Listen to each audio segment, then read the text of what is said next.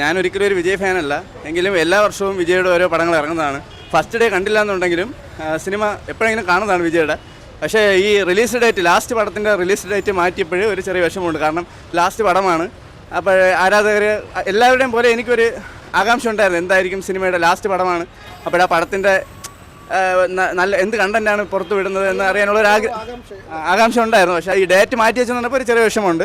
എൻ്റെ ഒരു അഭിപ്രായത്തിൽ ഈ സിനിമയിൽ അഭിനയിക്കുന്നവർ ഒരിക്കലും രാഷ്ട്രീയത്തിലേക്ക് വരരുതെന്നാണ് പറയുന്നത്. കാരണം അവർ സിനിമാ ഫീൽഡ് അങ്ങനെ കാര്യങ്ങളായിട്ട് ബിസി ആയിട്ട് നടക്കുന്നതിന്. അപ്പോൾ ഒരിക്കലും അവർക്കൊരു പൊതുപ്രവർത്തന രീതിയിലോട്ട് അവർക്ക് വരാൻ പറ്റുമെന്ന് എനിക്ക് തോന്നുന്നില്ല.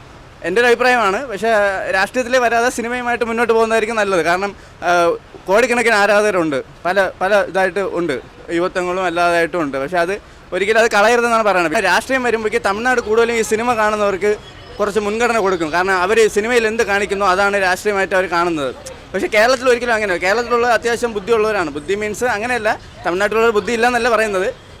അവർ കുറച്ച് കാര്യങ്ങൾ ആലോചിച്ച് ചിന്തിച്ച് ചെയ്യുന്നതാണ് കേരളത്തിലുള്ളവർ. കാരണം സിനിമയാണ് ഒരിക്കലും ജീവിതം അങ്ങനെ ഒരിക്കലും കണ്ടിട്ടില്ല. അങ്ങനെ കേരളത്തിലുള്ളവർ അങ്ങനെ കണ്ടിട്ടുള്ളൂ. അല്ല ഒരിക്കലും ഈ തമിഴ്നാട് പോലെ ഈ സിനിമ കണ്ട് ഒരുപാട് ആരാധന മൂത്ത് അങ്ങനെ ചെയ്യുമെന്ന് എനിക്ക് തോന്നുന്നില്ല. ഞാനങ്ങനെ ഒരു വിജയുടെ ഫസ്റ്റ് ഷോ കാണാൻ പോകുന്ന ഒരാളല്ല. എന്തായാലും പടം ഞാൻ തിയേറ്ററിൽ പോയി തന്നെ കാണും. കാരണം വെച്ചാൽ വിജയെ ഒരുപാട് ഇഷ്ടമല്ല, പക്ഷേ എങ്കിലും വിജയുടെ പടങ്ങൾ വരുമ്പോഴേക്ക് കാണും.